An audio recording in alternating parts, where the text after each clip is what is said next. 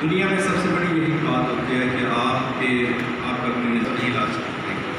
لیکن وہ لوگ بڑے نشستوں کے ذریعے، سیمینار کے ذریعے نلکھا چرچ میں فادر فرانسس ندیم کی خدمات کو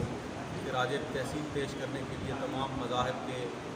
مذہبی رہنماؤں کا، مذہبی قائدین کا اجتماع منعقد ہوا۔ ان کی خدمات کو خراج تحسین پیش کیا گیا۔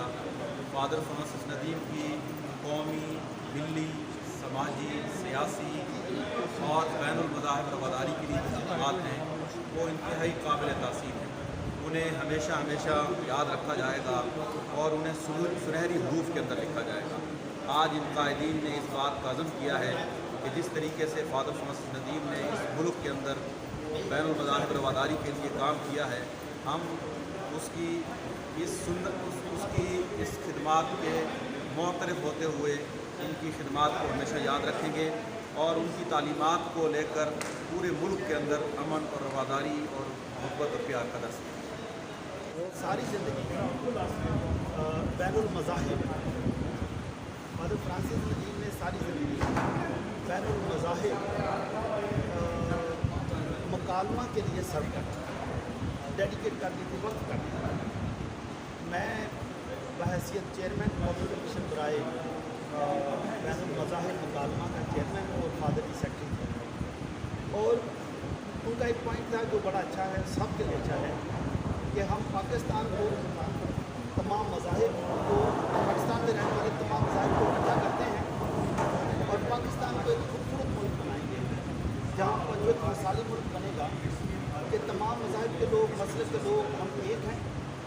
جو ہم کہتے ہیں کہ اس پرچم کے سائے تلے ہم ایک ہیں، ہم ایک بن کے دکھائیں گے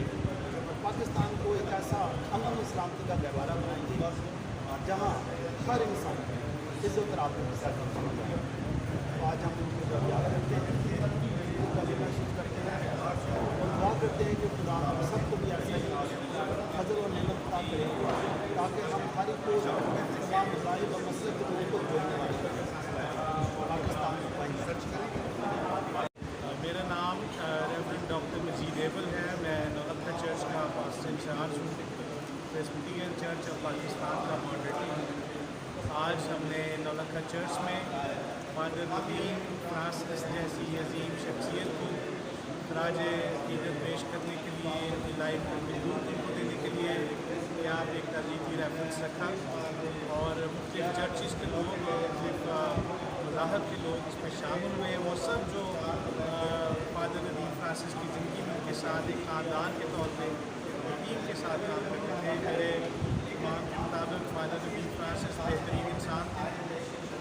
بہترین چرچ لیڈر تھے، بہترین کمیونٹی لیڈر تھے، دل سے کام کرنے والے اور اس دنیا کو بہتر بنانے کی کوشش اور جدوجہد میں لگے رہنے والے شخص تھے اور وہ ڈیزرو کرتے ہیں۔ دو دفعہ ان کو حکومت نے بھی نمائندہ امتیاز سے نوازا اور میں سمجھتا ہوں کہ اس طرح کی جو شخصیات ہیں وہ پاکستان کی ترقی کے لیے ضامن ہیں اور ہم ان کی کمی ہمیشہ محسوس کریں گے، لیکن ان کا جو کنٹریبیوشن ہے وہ ہمارے ساتھ ملک کی ترقی میں آگے جائیں گے۔